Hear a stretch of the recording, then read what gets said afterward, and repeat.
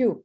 We shall go on to our next speaker, Dr. Ahila Ayau. She's a pediatrician with 30 years of experience, and she deals with pediatric endocrinology and diabetes at her multi-specialty center at Coimbatore. And I think she's the right person to talk on systemic workup in patients with disorders of LENS.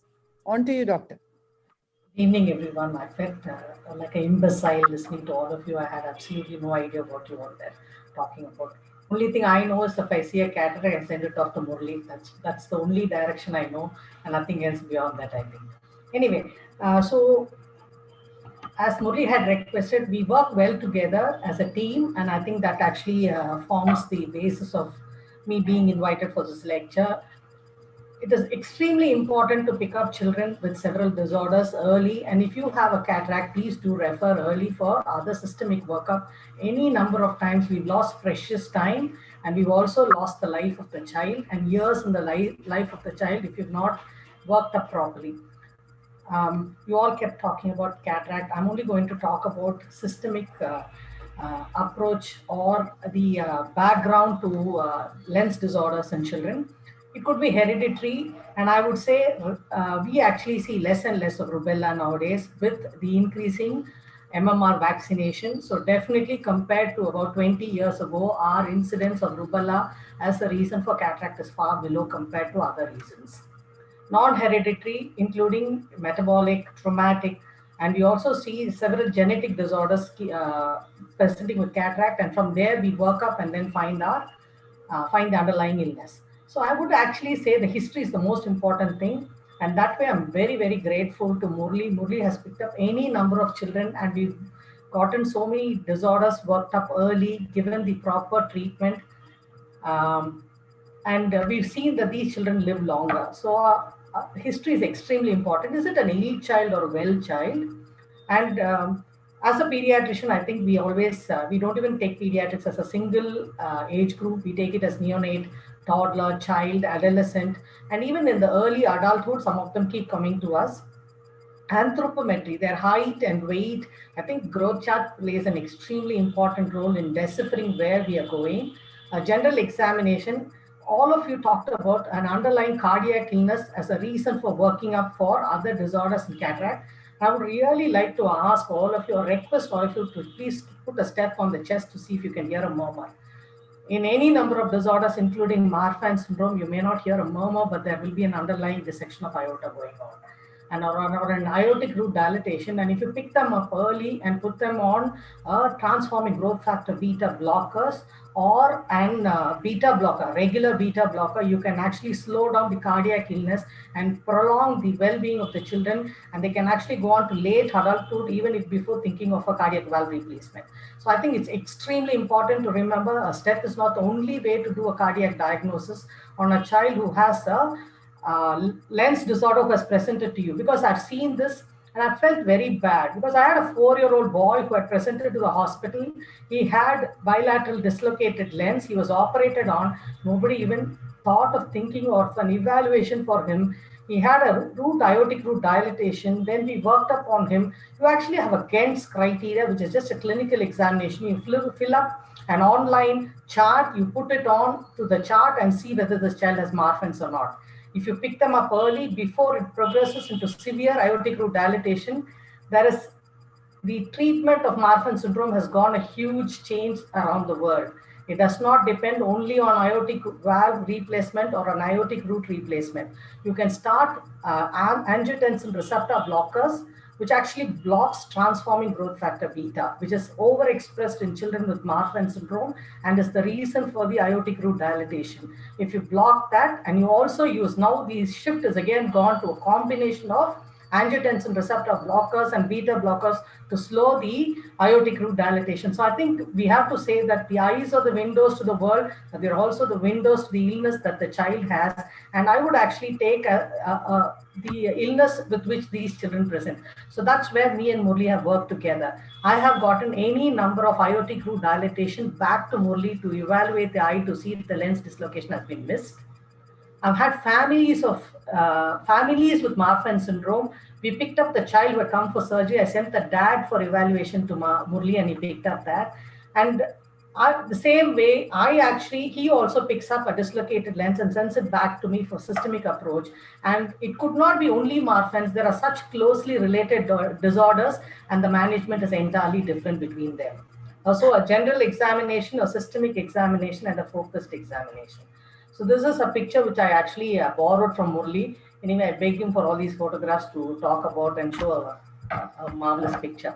So this is my boy whom actually was operated on at 4 years of age and was never evaluated. But a pediatrician, I thought I was very, very impressed by the statement by Dr. Ramesh, who said, the child just looks abnormal to you. I think that's a very, very important statement. He just doesn't look normal to you. Please send him for evaluation. I think that's the only thing you have to think of when you send a child for evaluation.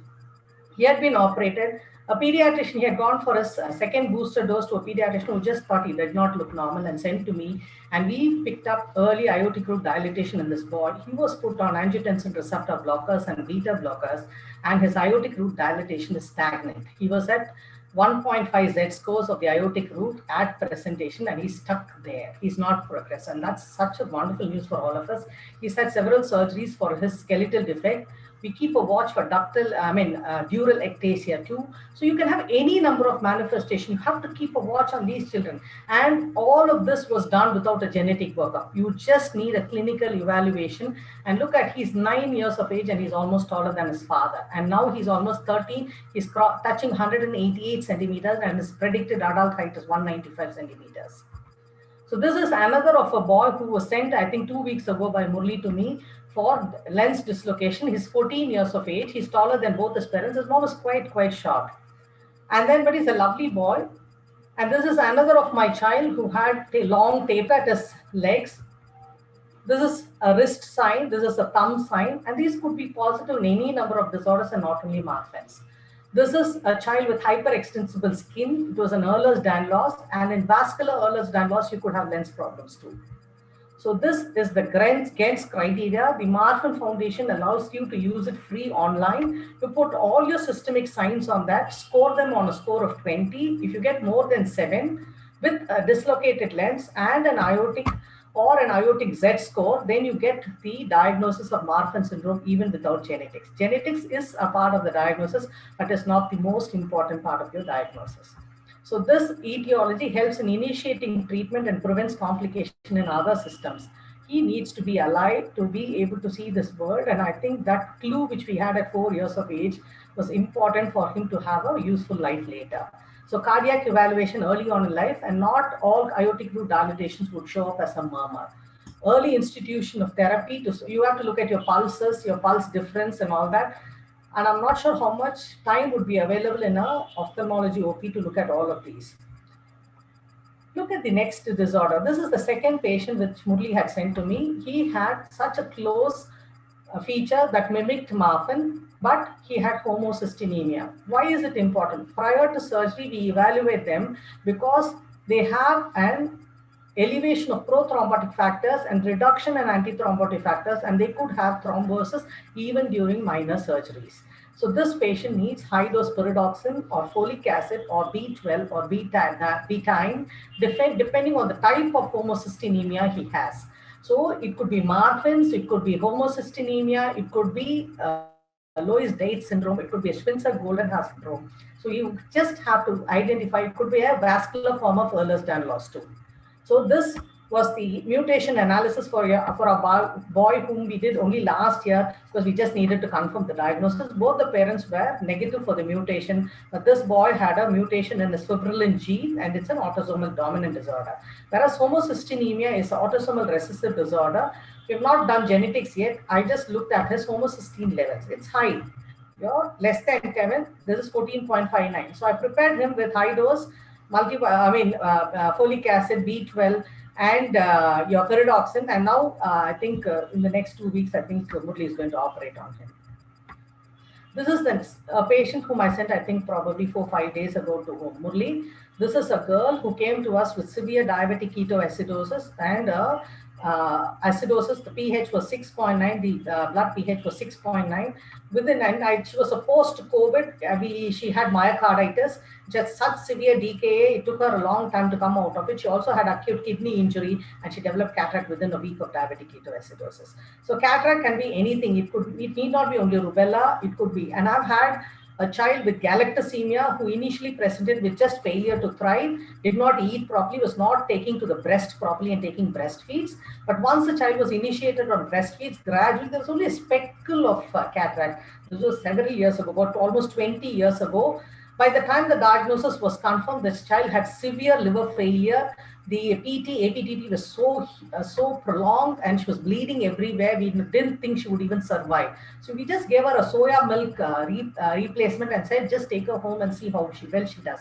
We couldn't believe it with our eyes. She came back. All her liver had disappeared. Her cataract had disappeared. She's now 20 years of age. She's kept off milk for the last 20 years, and she's gotten married. I can never forget her name. She's the same. Yeah, I think that's all. I mean, at any point you want me to finish, I can just finish. This is cataract. I think all of you are familiar with all of these. Your torch infection, not only rubella, a cytomegalovirus, which can be so closely related or almost similar to a rubella. And then metabolic, which I was just talking about, your galactosemia, trisomies, Downs or Pataus or Edwards, traumatic or Hallerman's strife, a myotonic dystrophy, or an Alport syndrome. Some of these could have renal dysfunction too. So Loris syndrome, which could be a renal tubular acidosis, the child would be acidotic, would be failure to thrive along with cataract. Wilson's, you pick up Wilson's early, you start your drugs early, they can have a wonderful life and a fantastic future. I think we need to remember, I have several patients with hypoparathyroidism, and all of them are on regular evaluation too. So I think it's important to understand the basic reason behind the lens disorders so that it helps them have a good future in addition to their vision. Thank you so much. Thank you so much, Dr. Aguila. I really don't know about the pediatric ophthalmologists in this place, but you have me really going to be announcing from rooftops that what kind of a pediatrician you are. There was so much passion in your talk and there was so much learning.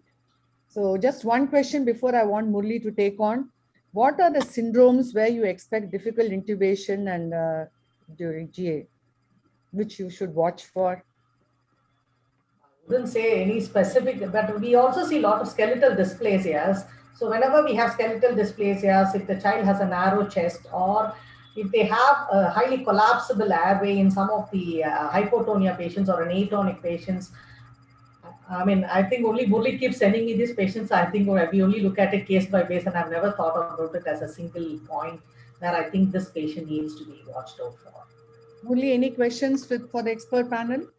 Yes, madam. I have two questions. One is for the expert panel, like madam had reported that madam just said that in galactosemia, she treated with soya milk and the cataracts disappeared. I mean, how often have the others seen these galactosemia cataracts, disappear with metabolic control? Dr. Ramesh, Dr. Kalpana? I have never seen them disappear, but probably because they come to us by the time cataract is already progressed quite a bit. So whenever I have ended up operating on them. So I have never seen anybody's cataract really disappear, or maybe I have not seen them at that oil droplet stage when they can actually reverse back. But I have seen an early droplet, but I have not seen them disappear. I just followed them up, but I haven't seen them disappear. I've seen maybe a dozen of cases of galactosemia with, as Sumita said, little bit advanced. I had seen one in Hyderabad, one when I was doing fellowship. Both disappeared within treatment. They came, the presentation was within, I think one was the baby of 28 days. Other one was a baby of, I think, 18 days or so. They did a red reflex test. Because of that, it was detected. Otherwise, my experience is the same, because once there is a change in the protein structure, then it will not change. In homocystinemia, we don't diagnose per se as homocystinemia. We see it as microspherophakia and maybe an ectopia lentis. So are there any telltale features in systemic examination that would help us diagnose homocystinemia so we avoid an unnecessary investigation? I mean, doing it routinely for everyone like plasma homocysteine may not.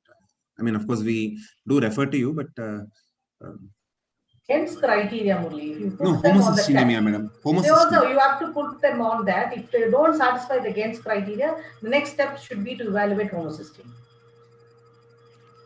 First do against. If you're negative for Marfan, then you go on to homocysteine. And they usually don't satisfy all the systemic criteria for. And not only that, you do, all of us, I mean, all your patients who come for Marfan's or homocystinemia, you are so closely related. I just do a cardiac evaluation. If I don't have any cardiac defect and they don't satisfy against criteria, then I do a homocysteine levels. Regarding cataracts in infancy, when would you recommend a torch screening? I mean, I think everybody should, all children, young infants, very young infants, definitely all of them should have a torch. And some of them are negative because each of those torch infections, some of them, the antibodies disappear early for some it sustains. IgM antibodies can stay on for 2 years in some rubella children. Toxoplasma may disappear by 2 years. Cytomegalovirus can sustain and can be IgM positive for several years together because they keep shedding the virus for several years together. So each of them are different, but young infants, I think all of them require a torch infection. Quite a few times you get a positive, which may or may not be very useful for you. But anyway, your ultimate treatment is going to depend on what your clinical features are and what outcomes you're looking for in that child. Thank you very much, doctor. I wish you can stay on with us. We'll be glad. Thank you so much. We have. I felt like an idiot listening to all of that. I didn't know, understand anything. Thank you so much. I'm sure